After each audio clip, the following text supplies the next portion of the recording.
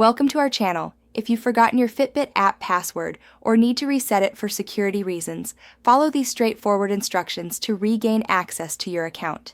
Step 1. Open the Fitbit app on your smartphone or go to the Fitbit website at fitbit.com on your computer. Step 2. On the login screen, tap or click on Forgot Password or Trouble Logging In. Step 3. Enter the email address associated with your Fitbit account and tap or click Send Reset Link. Step 4.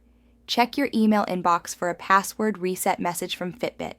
If you don't see it within a few minutes, check your spam or junk folder. Step 5. Open the email and click on the Reset Password link or button. This will redirect you to a password reset page. Step 6. Enter your new password. Make sure it's strong and unique, using a combination of uppercase and lowercase letters, numbers, and special characters. Step 7. Confirm your new password by entering it again in the confirmation field. Step 8. Click Save or Submit to complete the password reset process. Step 9. Return to the Fitbit app or website and log in using your email address and the new password you just created. Step 10.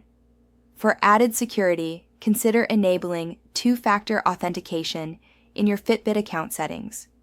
Don't forget to like this video and subscribe to our channel.